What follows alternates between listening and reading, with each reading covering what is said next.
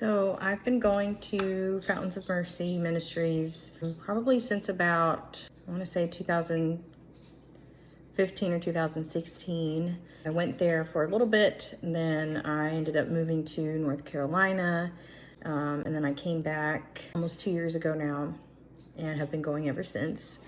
So the way that I ended up going there is that the pastor and I worked together, worked at the same hospital, and I had seen him around, but I didn't know that he was a pastor. He randomly came up to me one day and he said, "Hi, you're Kathy, right?"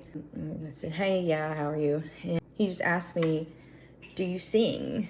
I said, "Yeah."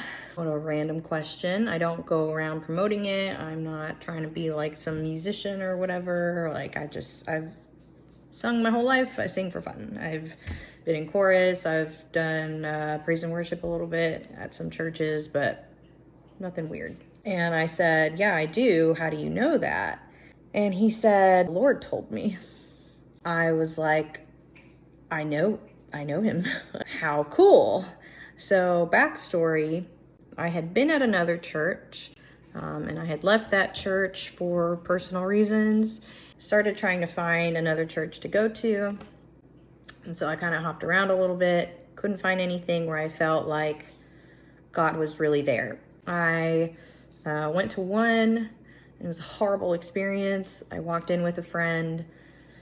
We literally looked at each other and walked out in the middle of worship before the sermon even started. We could just tell that the Spirit of God was not there, and that whatever they were doing that they felt was the Holy Spirit was definitely not the Holy Spirit. So after that experience, I just remember I prayed, I journaled, and I pretty much said, "How do you know I want to be at a church? I don't want to keep looking because it's pretty fruitless right now. So if you want me at a church, you're just going to have to drop it in my lap, because I'm tired of looking and being disappointed every time I look somewhere." So fast forward probably not even a month after praying that, Kerwin comes up to me and he says, "Do you sing? The Lord told me you sing." He said that the way that it came about, the way that God told him at work, before we start working, like after we clock in, we have to go into the break room and we have like a pre-work huddle. And he said that I walked in one day into huddle, and he said when I walked in, the Lord told him, "She sings." And he said that he was kind of like, "Okay, cool. Thanks for telling me." And then it happened again the next time that I walked in. I guess we happened to work the same 3 shifts in a row. Then I walked into huddle, and once again, God said, "She sings." And he said, "Okay." And then a third time, on a third day, I walked in. God told him, "She can sing." And he said, "All right, well, I guess I'll address it if it's important enough for you to tell me 3 times. So he came up to me and asked me that. He didn't know me. He didn't know anything about me. I don't think he knew if I was Christian or anything. And he certainly didn't know that I was looking for a church at the time. So when he came up to me and he asked me that, I told him, yes, I've been looking for a church. Yes, I can sing. And he said, "Well, I'm the pastor of a church. We are looking to grow our praise team. If you'd like to come on Easter," I think is the first time that I ever went. "You can sing if you want, but if you're looking for a church, you are welcome to come to ours." So I went, never looked back. I feel the Holy Spirit there. Consistently. We just sort of sing to pre-recorded worship music that the pastor selects every week. And it doesn't matter because the Holy Spirit still comes, because the people that are there, although there's few of us, we go to encounter God. And I believe that God honors that, and he shows up every service, even though we don't even really have a formal worship team.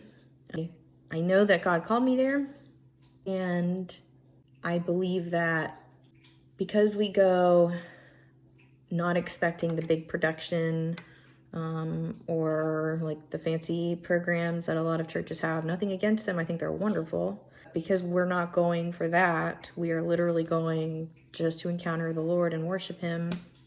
I think that God honors that, and that's why we do encounter him every week. I feel that experiencing the presence of God and the presence of the Holy Spirit specifically should not be something that happens every now and then. I think it should be something that we strive for every time we gather, because experiencing the presence of God is experiencing God. I think that it's more than a feeling, it's just really experiencing the closeness of our Creator.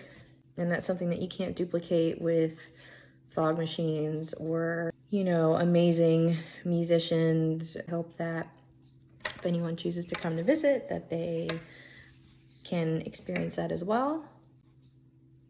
There's a lot of prophetic movement within that church, and it has really changed my life to have so many things that God has told me be confirmed through people who also hear God, who care about me, who are obedient and speaking the things that God speaks to them. It's really powerful to see a church that really embraces flowing in the gifts of the Spirit like they did in the early church, in the Acts church. If you come, you will likely experience that as well, but don't be surprised if God does even more in your life and you start flowing in those gifts too. I hope you come, and I hope you get to encounter God like we do.